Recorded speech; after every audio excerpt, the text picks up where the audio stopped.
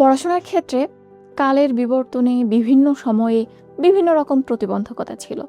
একটা সময় ছিল যখন নিজের এলাকাতে, নিজের গ্রামে প্রপার স্কুল বা কলেজ ছিল না। পড়াশোনা করার জন্য অনেক দূরে যেতে হতো। অনেকে হয়তো সেটা অ্যাফোর্ডও করতে পারতো না। মেয়েরা বিশেষ করে এত দূর যেয়ে পড়াশোনা করার সুযোগ পেত না, বা সোসাইটি সবসময় সে সুযোগ তাদেরকে দেয়ওনি।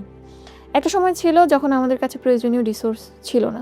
কোনো কিছু পড়তে হলে একটা নির্দিষ্ট বই থেকে পড়তে হতো, হয়তো সে বইটা আমাদের কাছে নাই, অনেক খুঁজেও পাওয়া যায় না, এরকম অনেক সমস্যা ছিল। এখন কিন্তু এইরকম প্রতিবন্ধকতা নাই। হাতের কাছে স্কুল আছে, কলেজ আছে, অনলাইন স্কুল, অনলাইন কলেজ, মানে সব কিছু অ্যাভেলেবল। এখন চ্যাটজিপিটি বা গুগলে একটা জিনিস সার্চ করলেই সেটা ডিটেলস আদ্যপান্ত, কোথায় কোন রিসোর্সে কোন রিসার্চ পেপারে কী আছে সব কিছু চলে আসে। কিন্তু এত সুযোগ সুবিধা থাকার পরও এখন নতুন একটা প্রতিবন্ধকতা পড়াশোনায় যুক্ত হয়েছে। কি সেটা? ডিস্ট্রাকশন। হ্যাঁ, তোমার ক্ষেত্রে, আমার ক্ষেত্রে, সবার ক্ষেত্রেই এটা কাজ করছে। আমাদের পড়াশোনা থেকে আমাদেরকে টেনে দূরে সরিয়ে নিয়ে যাচ্ছে, আমাদের সফলতা থেকে আমাদেরকে দূরে সরিয়ে নিয়ে যাচ্ছে। আসলেই তাই। তুমি চিন্তা করো, এখন তুমি পড়তে বসলে কতক্ষণ পড়তে পারো, কতক্ষণ ফোনে হাত দাও, বা একটা সারা দিনের ম্যাপ করো। তুমি দেখো দিনে কত ঘন্টা তুমি ফোন টিপতেছো আর কতক্ষণ তুমি পড়ছো। বিশ্বের বড় বড় আইটি কোম্পানিগুলা কোটি কোটি টাকা খরচ করছে তোমার এই ডিস্ট্রাকশন তৈরি করার জন্য, যাতে তুমি একটা রিল স্ক্রল করে পরেরটায় যাও এবং পরেরটা স্ক্রল করে পরেরটা, এভাবে করে স্ক্রল করতেই থাকো, এই লুপ থেকে যাতে বের হতে না পারো। সোশ্যাল মিডিয়ার এই সাময়িক ডোপামিন তোমাকে ধরে রাখছে। ফলস্বরূপ তারা কোটি কোটি টাকার ব্যবসা করে যাচ্ছে। তুমি হয়তো ভাবছো তুমি সাময়িক আনন্দ পাচ্ছ বা বিনোদন পাচ্ছ, কিন্তু তুমি এই সস্তা বিনোদন কামাচ্ছ তোমার ভবিষ্যৎ এবং মূল্যবান সময়ের বিনিময়ে।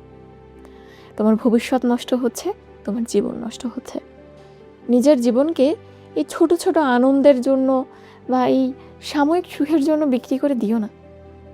এই জিনিসগুলাই আমাদের জীবনকে, আমাদের মেধাকে, আমাদের পরিশ্রম করার শক্তিকে, আমাদের স্বাস্থ্যকে, সব কিছুকে নষ্ট করে ফেলছে। আজকে থেকে অন্তত এতটুকু রিয়ালাইজ করো যে এই ফোন বলো, ফেসবুক বলো, ইউটিউব বলো, এর কোনো কিছুই তোমার ভবিষ্যৎ নির্ধারণ করবে না।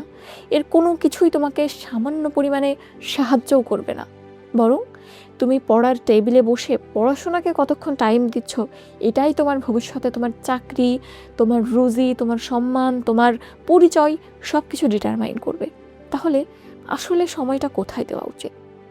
এই সাময়িক আনন্দের পেছনে, এই সাময়িক ডোপামিন হ্রাসে, নাকি পড়ার টেবিলে? তোমার কি মনে হয় না যে সবারই আসলে ফোন অ্যাডিকশান আছে কম বেশি? কিন্তু সফলরা কিভাবে এই ডিস্ট্রাকটিভ জিনিসগুলো থেকে, এই ডিস্ট্রাক্টিং জিনিসগুলো থেকে নিজেদেরকে দূরে রাখে?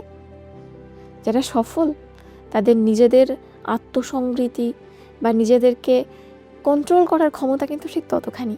নিজেদেরকে তারা সংযত করে রাখে, ঠিক যতখানি সময় যেখানে দেওয়া উচিত সেখানেই দেয়। এজন্যই তারা সফল। অন্তত আজ থেকে এতটুকু ডিসিশন নাও, এতটুকু ডিটারমাইন্ড হও যে আমি সোশ্যাল মিডিয়াতে যতখানি টাইম দিব তার থেকে 5 মিনিট বেশি হইলেও আমি আমার বই খাতাকে দিব। তুমি দিনে কতক্ষণ ফোন ইউজ করছো সেটা তো দেখতেই পাও সেটিংস থেকে, সেটা দেখো। দেখে তুমি তোমার পড়ার টাইমটাও কাউন্ট করো। অন্তত ফোনের থেকে 5টা মিনিট বেশি সময় পড়াশোনাকে দাও। দেখবা যেমন এমনিতেই চেঞ্জ হয়ে যাচ্ছে। কারণ আমি জানি তুমি দিনের মধ্যে 6-7 ঘন্টা, 8 ঘন্টা, অনেকে 10 ঘন্টা পর্যন্ত ফোন চালাই।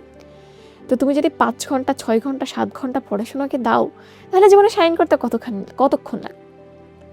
তো তুমি যদি তোমার দিনের 5 ঘন্টা, 6 ঘন্টা বা 7 ঘন্টা পড়াশোনাকে দাও, তাহলে তোমার সফল হতে বা জীবনে শাইন করতে কতখানি সময় লাগে বলো?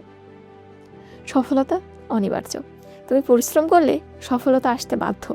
হয়তো বিভিন্ন সময় আমরা আপাত দৃষ্টিতে আমাদের মনে হইতে পারে না আমরা তো পারলাম না, হেরে গেলাম, কিন্তু স্রষ্টার কি পরিকল্পনা তোমার জন্য অপেক্ষা করছে এবং সেই পরিকল্পনা আমাদের চিন্তার থেকে কতখানি ভালো সেটা কে বলতে পারি? পরিশ্রম করো, ইনশাল্লাহ ফল পাবে।